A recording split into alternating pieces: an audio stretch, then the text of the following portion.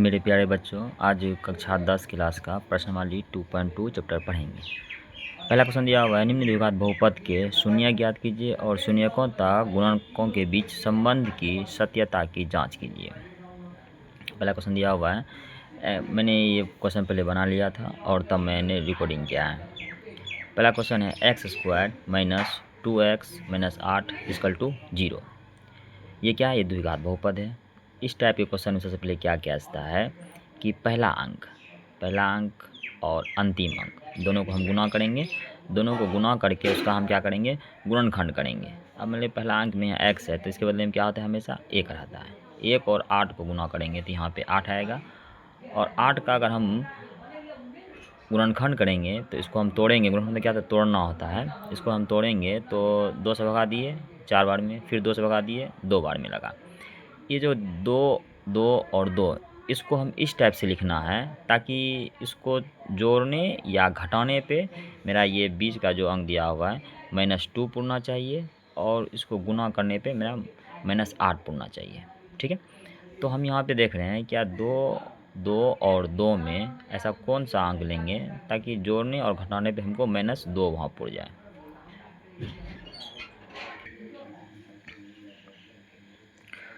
तो हमने यहाँ पे तोड़ा तो -2 2 4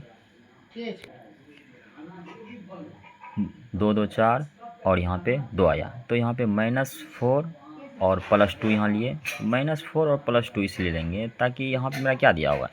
-2 दिया हुआ है, -2। और जोड़ने की इसमें सबसे बड़ी बात क्या है कि चिन्ह को ध्यान में रखा जाता है।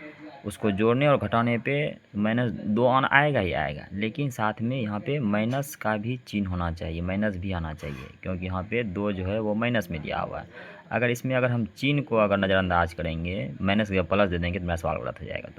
तो यहाँ पे -4 और +2 लेंगे, क्योंकि 4 माइनस प्लस हमेशा क्या होता है? माइनस होता है। तो 4 में से माइनस प्लस माइनस हुआ ही हुआ, तो घटाने यहाँ पे घटेगा तो 4 में से 2 गया तो क्या होगा? 2 हो जाएगा। तो और चिन्ह क्या रहेगा? माइनस का रहेगा, तो यहाँ चिन्ह भी माइनस का ही है। अब इसको हम तोड़ेंगे, x² minus 4x plus 2x minus 8 equal to क्या हो जाएगा? 0 हो जाएगा। अब हम क्या करेंगे? ये दोनों में x² और -4x में कॉमन लेंगे। अब ये दोनों में कॉमन क्या नज़र आ रहा है बच्चों? कॉमन क्या होता है? जो कि दोनों अंक में हो, जो कि x² और 4x दोनों में होता है, वही कॉमन होता है। तो दोनों में कॉमन क्या नज़र आ रहा है? x नज़र आ रहा है। x इसमें भी है और x इसमें भी है, इसलिए हम एक x क्या करेंगे? बाहर कर लेंगे। हम x बाहर कर लिए। यहाँ पे क्या ठो x है? यहाँ पे 2x है। x पे क्या है? स्क्वायर दिया हुआ है, इसलिए यहाँ पे 2x है। तो x बाहर कर लिए एक ठो, बचेगा क्या है? यहाँ पे एक x बच गया और यहाँ क्या बचा? 4 बचेगा, क्योंकि यहाँ पे x तो ऑलरेडी हम बाहर कर चुके हैं, इसीलिए यहाँ पे 4 बचा। फिर यहाँ पे चिन्ह क्या है? प्लस का, तो हम प्लस का चिन्ह देंगे। अब 2x और 8 में ये दोनों में कॉमन क्या नज़र आ रहा है? 2 कॉमन नज़र आ रहा है, तो यहाँ पे 2 बाहर कर दिए। दूसरी बात कि यहाँ पे देखो x - 4 ये जो हम यहाँ पे लिए हैं, तो ये सेम अंक यहाँ होना चाहिए।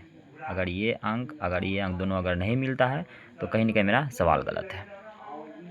तो यहाँ पे x - 4 और जो बाहर कॉमन लिए हैं 2, इसको अंदर से गुना करने पे ताकि मेरा ये 2x और -8 भी पुर जाए। तो 2 को x से गुना करेंगे 2x होगा और 2 को 4 से गुना करेंगे 2 चौके 8 हो गया, बराबर 0 हो गया। अब इसके आगे स्टेप देखते हैं। अब यहाँ पे x - 4 और ये x - 4 दोनों में को एक हम बाहर कर लेंगे, यहाँ बाहर कर लिए। बचा क्या? x बचा और +2 बचा, ये +2 को हम बाहर कर लिए, तो x + 2 हो गया इक्वल टू 0 हो गया। अब यहाँ देखते हैं x - 4 इक्वल टू 0 हो गया, तो x बराबर क्या होगा? ये -4 को उठा करके हम इस पार ले आएंगे, बराबर इस पार जाएगा तो क्या होगा? प्लस में हो जाएगा, +4। फिर यहाँ x + 2 इक्वल टू 0, फिर ये 2 को उठा करके हम बराबर इस पार ले आएंगे तो क्या हो गया? -2 हो जाएगा। तो एक x का मान -2 निकला और एक x का मान +4 निकला। अब इसको अभी अल्फ़ा का देंगे, अल्फ़ा बराबर 4 हो गया और ये बीटा बराबर -2 हो गया। मेरा सवाल बन गया, लेकिन सवाल में ये कह रहा है कि शून्यकों तथा गुणकों के बीच संबंध की सत्यता की जांच कीजिए। तो हम जांच करेंगे। यहाँ पे जांच में क्या करेंगे कि जांच में क्या करेंगे कि x² - 2x - 8 ये मेरा सवाल दिया हुआ है। तो a का मान हो गया 1, बी का मान हो गया -2 और सी का मान हो गया -8 हो गया। तो शून्यकों का योगफल, इस जाँच में क्या होता है, एक शून्यकों का योगफल होता है और शून्यकों का गुणनफल होता है। तो शून्यकों का योगफल, इसका फार्मूला होता है अल्फ़ा प्लस बीटा होता है, अल्फ़ा प्लस बीटा, और इसका फार्मूला क्या होता है, -b/a होता है। तो अल्फ़ा का मान मेरा क्या निकला प्यारे बच्चों, 4 निकला, और बीटा का मान क्या निकला, -2 निकला, इक्वल टू -b/a। तो -b का मान क्या है, यहाँ पे देखते हैं, b का मान तुम्हारा -2 दिया हुआ है, तो सूत्र में यहाँ -b दिया हुआ है, इसीलिए यहाँ माइनस कोष्ट के बाहर करेंगे और अंदर में -2, ये b का मान ऑलरेडी दिया हुआ है, बटे 1 हो गया। यहाँ पे प्लस माइनस क्या होता है, माइनस होता है, तो 4 में से 2 गया, वो 2 हो गया, और इधर माइनस और माइनस ये प्लस होता है, तो यहाँ 2 हो गया, 2 बराबर 2 हो गया, ये मेरा मान निकल गया। अगर यहाँ बराबर में अगर नहीं निकलता तो मेरा सवाल तब गलत हो जाता। अगर 2 यहाँ है बराबर की, अगर उस पार अगर कुछ और आता तो मेरा सवाल क्या होता, ये गलत हो जाता। दूसरा कंडीशन में क्या है, शून्यकों का गुणनफल, ये क्या होता है, अल्फ़ा इंटू बीटा होता है। तो अल्फ़ा इंटू बीटा बराबर क्या होता है फॉर्मूला, c/a होता है, c/a। अल्फ़ा का मान 4 गुना बीटा का मान -2 दिया हुआ है, फिर इक्वल टू सी का मान दिया हुआ है -8 और ए का मान दिया 1 होता है। फिर 4 को 2 से गुना किए, 4 दूना 8 आ गया, यानी -8 बराबर यहाँ -8 आ गया। इस तरह ये सवाल प्यारे बच्चों बन गया आज का सवाल।